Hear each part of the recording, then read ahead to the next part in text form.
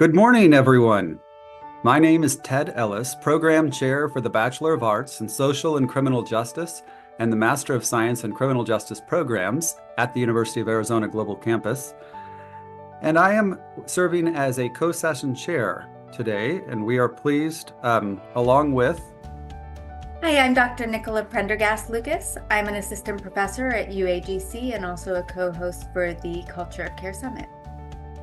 And we are pleased to welcome you to this session entitled Developing a Strategic Plan Founded on Care, sponsored by the College of Arts and Sciences and facilitated by the University of Arizona Global Campus Department of Behavioral Sciences. We hope you enjoy this session. The presenters will introduce themselves. Some of you may know them, so please use the chat to join me in welcoming the presenters. Thank you so much, Ted and Nicola. We are so excited to be here today with you as we talk about not just where we've been, but where we're going and how we're going to get there. My name is Stephanie Kilby, and I'm our Director of Student Success at UAGC. And before we get started, I'd like to take just a couple minutes to let all of our panelists, my colleagues, introduce themselves. Haley, would you like to start us off? Yeah, thanks, Stephanie. I appreciate it. My name is Haley Sampson. I'm the Associate Director of Faculty Engagement in the Faculty Affairs Department, which is responsible for advancing the UAGC faculty body's capacity to contribute to institutional goals. Thank you so much, Haley. Oh, go ahead, Dr. Kappa. Hi, everyone. My name is Dr. Joe Kappa. I am the Project Manager with the Office of Academic Innovation, Operations, and Technology. And in my role, I'm responsible for leading project management initiatives across not only the academic side of the institution, but the operational side as well. Excited to be here. Thank you. Christine? Sure. Good afternoon, everyone. I'm Christine Hardy. I am Vice President of Enrollment.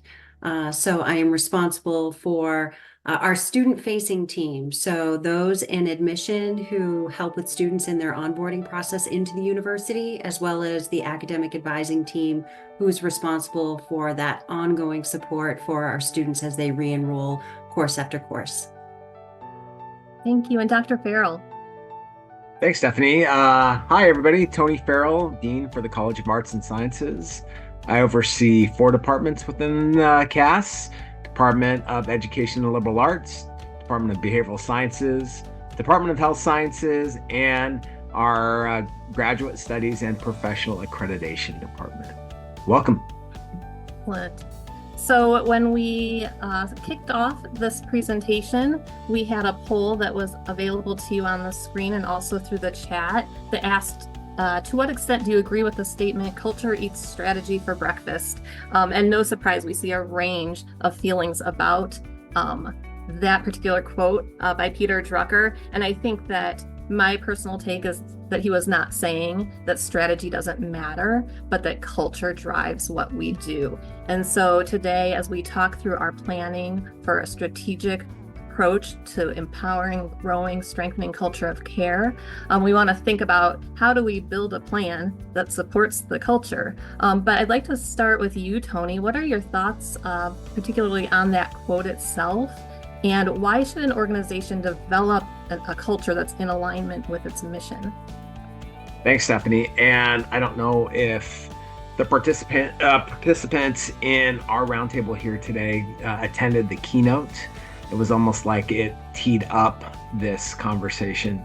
Matt Kinney referenced an organization, Southwest Airlines, and Southwest is kind of like the blueprint of how culture can impact an organization positively.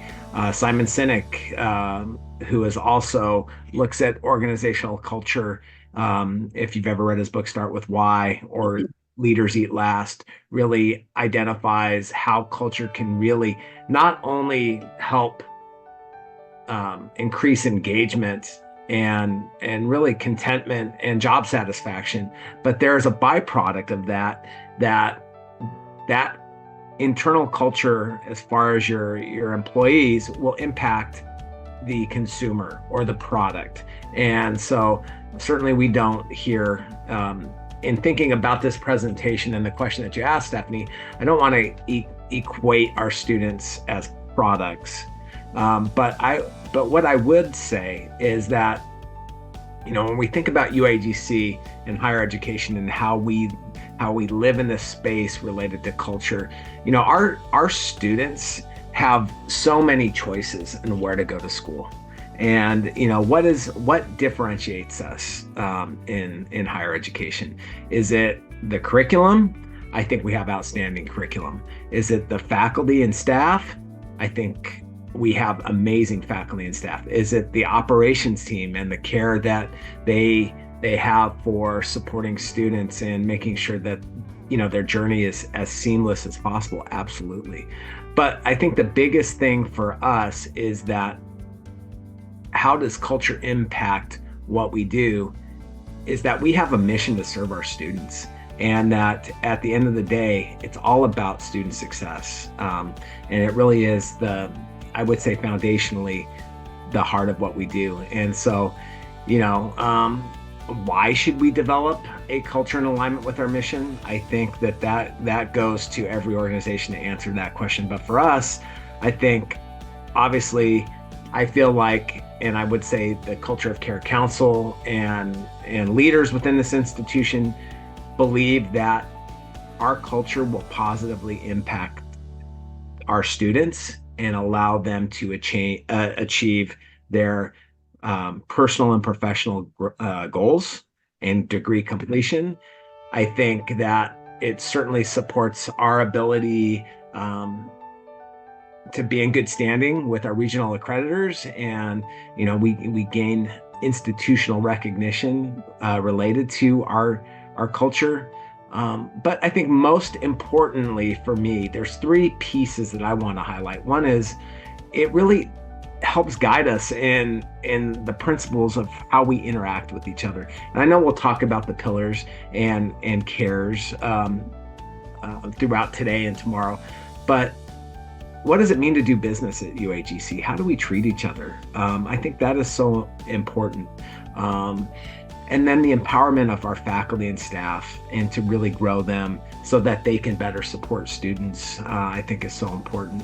And then I think finally, hopefully to put a through line in all of this, is continuous improvement. We have to have a culture where we care about each other so that we can get better in what we're doing. And I think it's really important, because one of the things that I have seen in this journey, this Culture of Care journey that we've been on since, really, I would say personally, since May of 2015, is that we had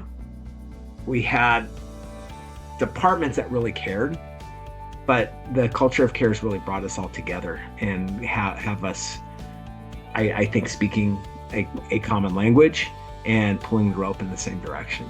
So hopefully that answers your question, but it's amazing to see the work that we're doing. It's incredible, and your passion comes through. And when I think of organizations that I've worked for, some I've believed and aligned with the culture, some maybe not so much, but there's something special here in that we all feel like we're empowered and need to be contributors to the culture and to feel and experience.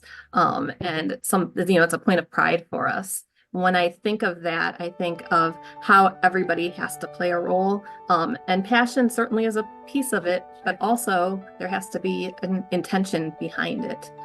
There needs to be attention to it.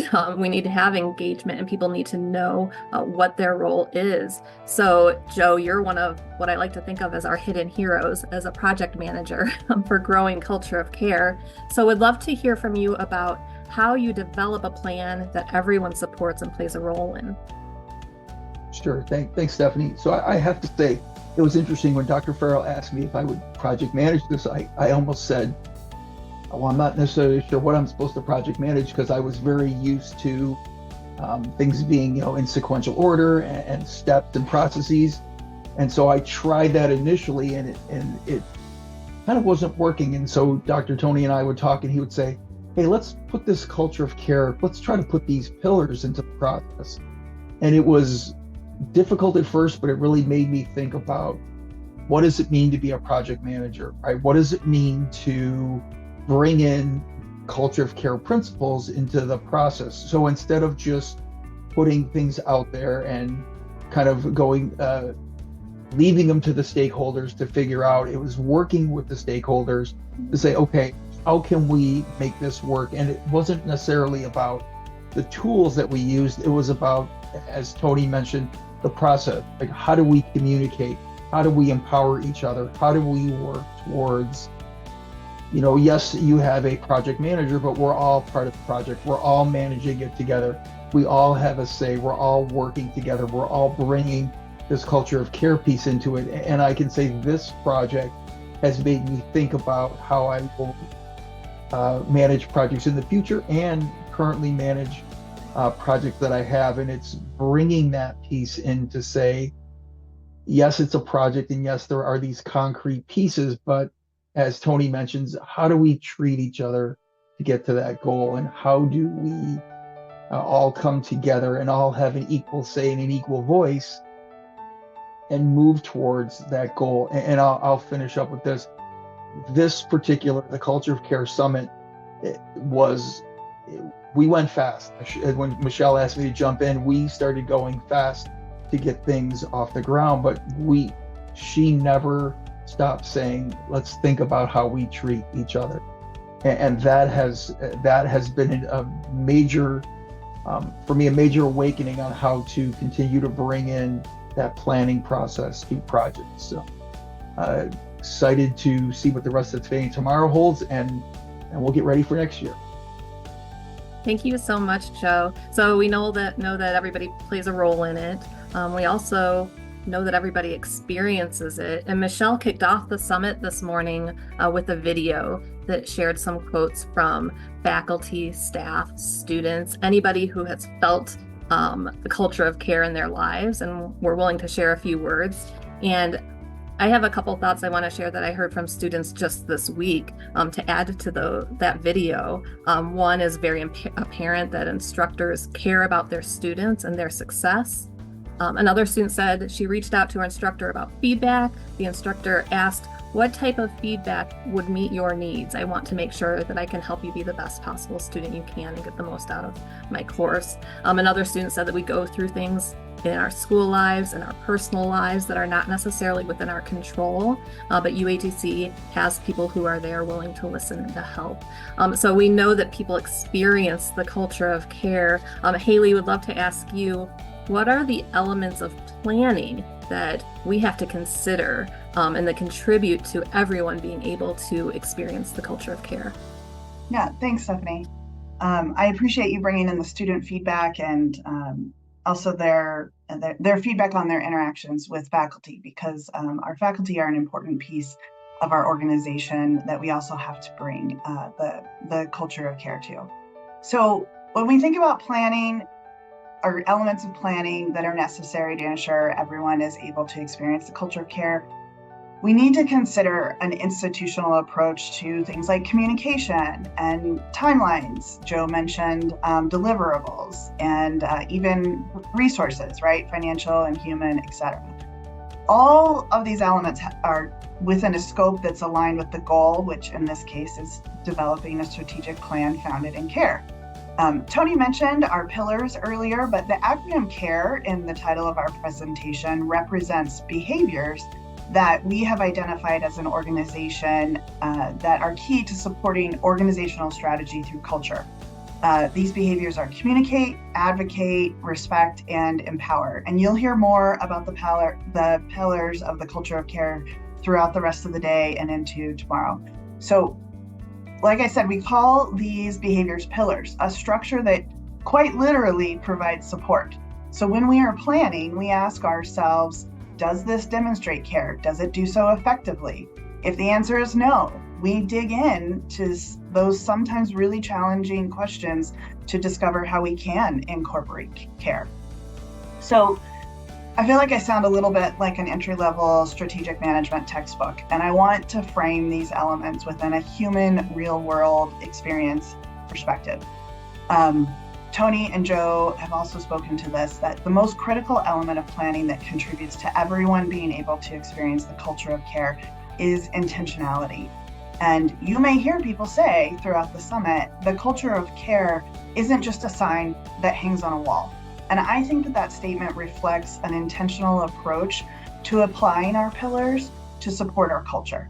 That means re-examining our planning elements to intentionally integrate the behaviors that are in alignment with our culture. So let's look at a few real-world examples of this intentional approach. We have almost 2,000 associate faculty who are hired on a contingent basis. Given this employment structure and based on feedback from institutional surveys and research in the field, we have evidence that associate faculty experience lower levels of belonging at higher education institutions. So in essence, associate faculty are hired in the role of the expert in their field, but may not feel included or recognized in this role if the institution doesn't demonstrate it values their contribution. So this creates a dissonance, right? And that dissonance can translate into a lower quality student academic experience and achievement levels. So this begs the question, how can we utilize CARE, those pillars, to intentionally plan with the goal of improving our associate faculty's sense of belonging? These individuals who we trust and rely on to deliver that high quality learning experience to our students, an experience that we know will be most beneficial when it's grounded in empathy, flexibility, and inclusivity. So as the culture of CARE evolved, we recognized that our staff and faculty would benefit from the same approach we are asking them to use with students in the classroom. So one approach that we've taken to intentionally, again, integrate these behaviors is we offered a training that empowers faculty and staff to utilize the pillars that drive our culture and their work. But let's go beyond checking a box that says you've completed a training. Again, recognizing that our business model relies on instructors who have a wealth of experience in their field, but also recognizing that this expertise doesn't always translate into effective teaching practices or understanding of learning theories that specifically support adult learners. We focused our institutional approach to faculty development on meeting instructors where they are in their understanding, for example, of effective feedback practices, in order to then get them where they needed to be to develop them and their understanding of practices and theories through a year-long curriculum that intentionally is designed to improve a sense of belonging by encouraging faculty to develop meaningful relationships with each other, have discussion on their instructional practices, essentially encouraging them to show up as themselves and bring their values and beliefs into those conversations. So this intentional approach is aimed at developing behaviors that support culture so everyone can experience that culture. Now, one more example. How does this approach look outside of formal training or engaging with colleagues?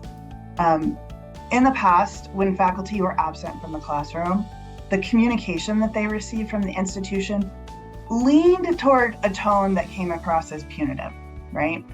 But through the lens of the culture of CARE, we adjusted the tone of the communication, offered support, and empowered, pillar of empower. So we empowered faculty to ask for support, and we recognize that similar to students, associate faculty have a lot of life going on that may at times impact their classroom presence. So with that recognition comes the opportunity to provide a culture of CARE, both to ensure that instructors are cared for, which can directly improve their sense of belonging and deliver a quality learning experience to students.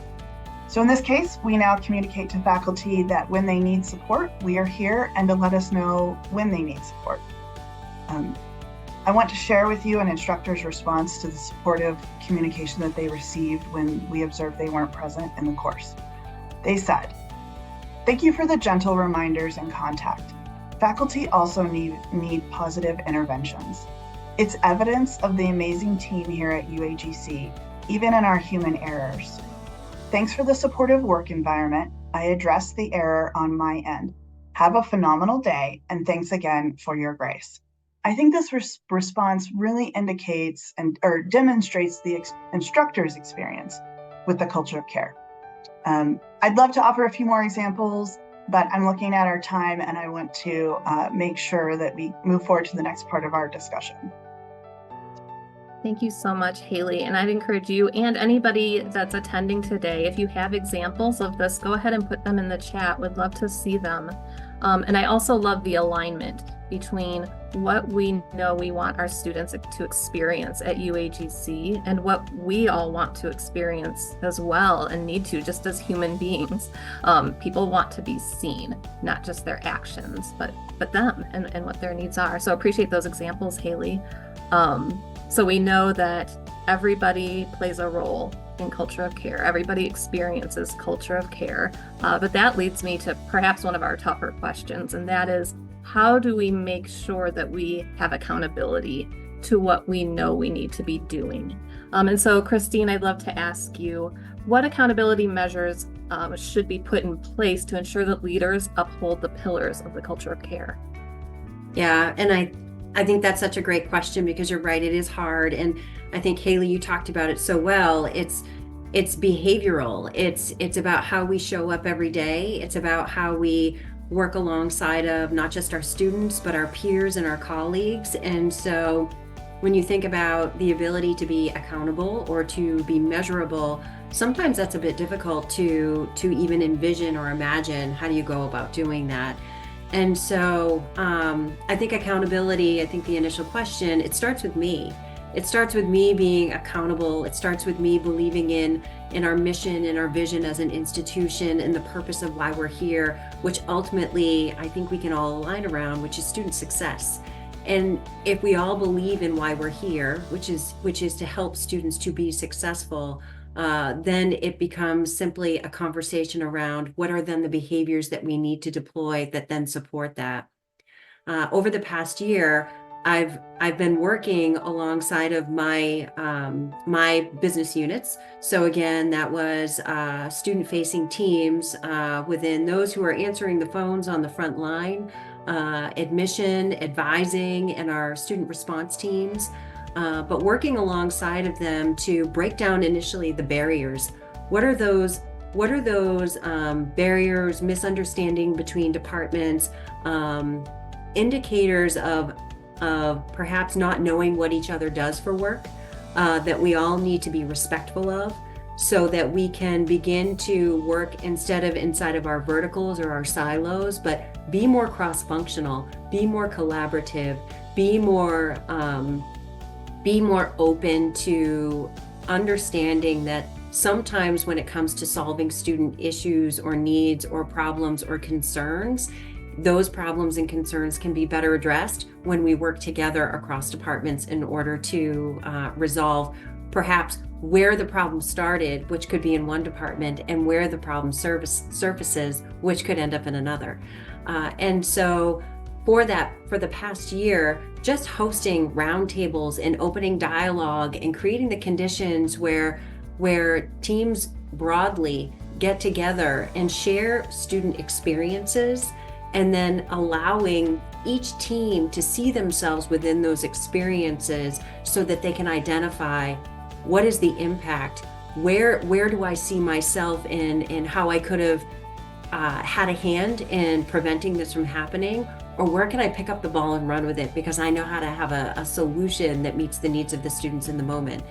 And so through those conversations, through those roundtables, those open dialogues, those places where we all simply seek to understand, emerged the opportunity for my teams to come together and create just a list of criteria that they all agreed upon, more like perhaps even team norms of this is how we show up, this is how we behave, this is how we want our students to experience this university. And here's our role in making that happen. Here is how we must behave. Here's how we must act. Here is how we must take accountability and responsibility. And as a result, see themselves in having sound judgment and being solution-based in how they approach their interactions on a daily basis. And I think in terms of how they work alongside of students to drive student success, that was really easy for them to come up with this is how I want to show up, this is how I go about my day. The more difficult conversations were centered around how do I take a problem to a peer or someone in another department or perhaps a person that is a higher level than I am, but I'm not sure how to approach that. So I think that's where, you think about those pillars. That's where we talk about communication skills. We talk about empowerment. We talk about what it means to respect and advocate. We talk about how all of those pillars fit into our ability to see ourselves as that person that can step up and be present alongside of solution-driven outcomes, and not have to wait and be told or given permission to go ahead and act. And from that, some very robust conversation from individual contributors, as well as management and leadership, about what their role and responsibility is, and not just supporting in those conversations, but again, helping to create those conditions where people feel like they are in a position to drive outcomes and to be solution focused, and have that mindset that helps us all to align towards student success. And so I think I'm very proud of the work that my team has done to get there, but it really is conversations like this, summits like this, that help bring to light the significance and the importance of culture, and why culture is that driver of behavior and that driver of who we are and what we believe in, and something that helps us to then really align and navigate how we support our students in their success. Thank you so much, Christine. I especially appreciate the action-driven approach, because the things you talked about is how we go from a culture that we want to have and what we're aspiring to be, to actually living.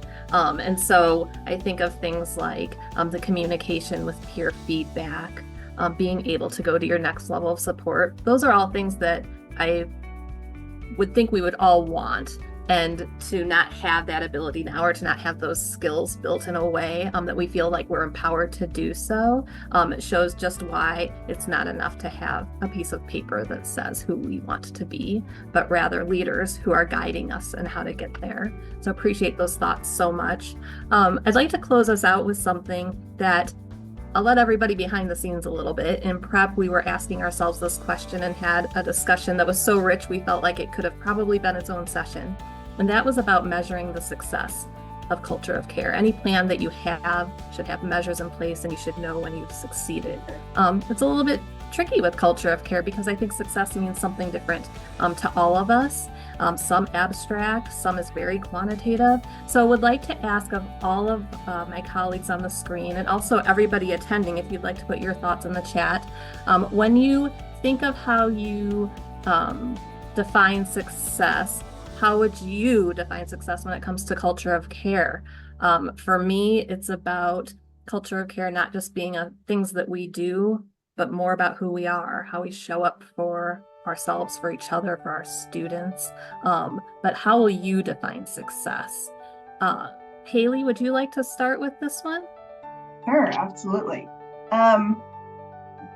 So just reflecting back on some of the comments that have been made today, and even the time that we spent preparing for this presentation. And I think we will know that the culture of care strategy is successful because we will have evidence to demonstrate our continued dedication to evolving the culture. So I don't think that we will ever stop evolving our behaviors, re-examining policies and processes through that lens. But Tony mentioned that the culture of care, the idea of the culture of care, and it was named something else, but almost 10 years ago surfaced as an important and integral element in our institution.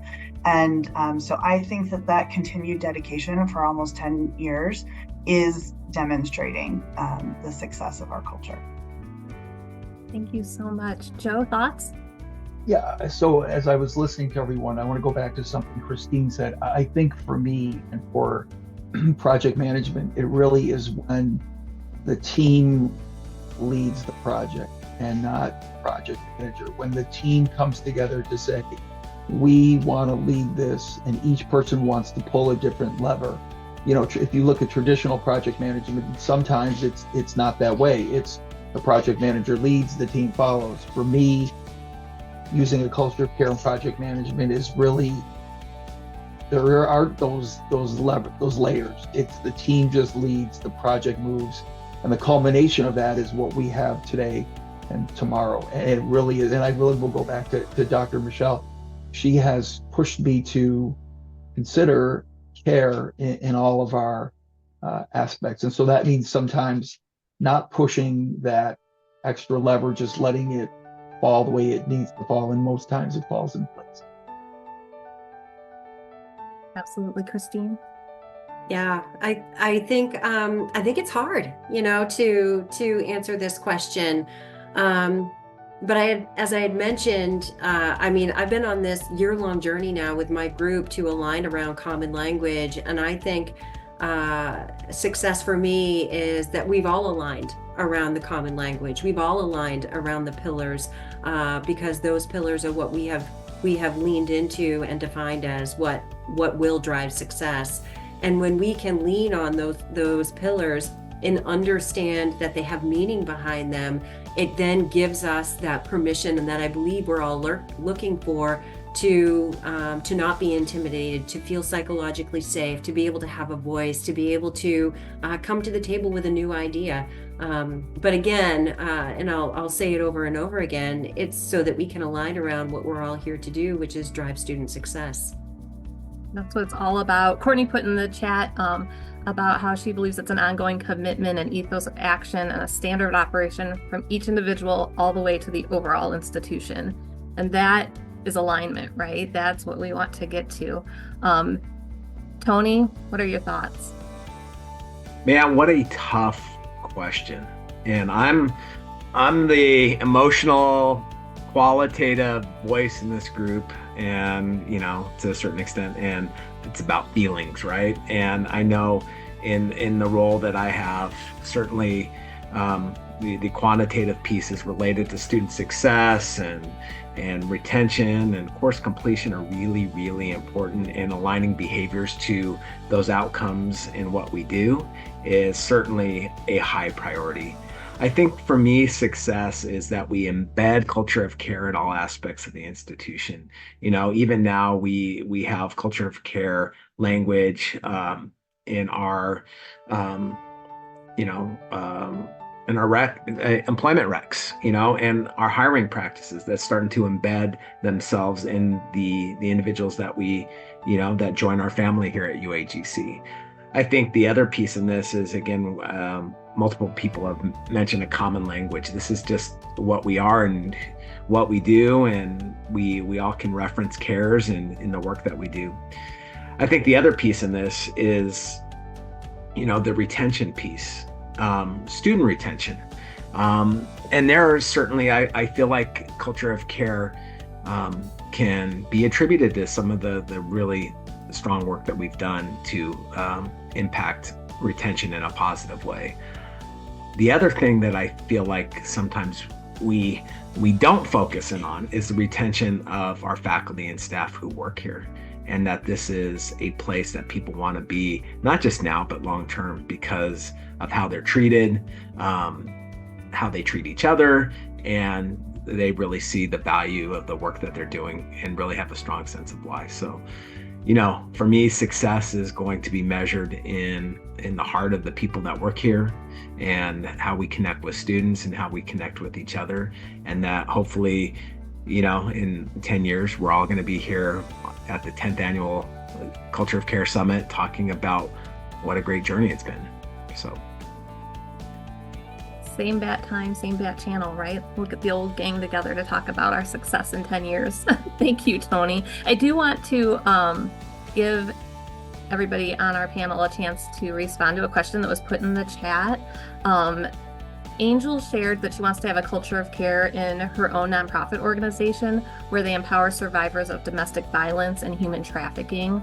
And the question is, how can one have a culture of care when directly trying to help serve a survivor, perhaps somebody that was previously affiliated with gangs, how can they make sure to incorporate culture care into their organization? Michelle so graciously shared from her experience in the chat some wonderful thoughts, but anything from Haley, Christine, Joe, or Tony about other organizations that might want to build on a culture of care? Yeah, I'll jump in. Angel, thank you for your question. I'd like to recommend a resource that our team utilized to even help develop our own approach to the culture of care. And I'll look up the link here in a moment, but it's a book on nonviolent communication, and it talks about how the process of active listening and really being open to reflection can help in the challenging types of situations, and even uses some situations where nonviolent communication is applied in similar situations to what you are describing. So I think in this instance, Angel, it's active listening and just a lot of reflection, and it's a long road. It is. Thank you, Haley, and thank you again, Michelle, for weighing in. And I think that that's worth calling out, is that culture of care can be a very broad umbrella, and how people define culture of care can be very personal to them, both in how they live the culture of care and in how they experience it. The pillars that we have are what we believe are important to us at UAGC, and how we serve our students and how we are there for each other. This might look different across other organizations, and that's okay. Culture of care has been a journey and will continue to be a journey, both of action but also reflection on what is working, what people need, and what we're empowered to provide. So very thankful to everybody who was willing to join us today in this conversation. So thrilled again to have been able to spend this time with my colleagues. Thank you to all of you, Haley, Christine, Joe, and Tony. Enjoy the rest of the summit. I'm sure I'll be seeing many of you in future sessions. And with that, I'm going to go ahead and turn it over to Nicola.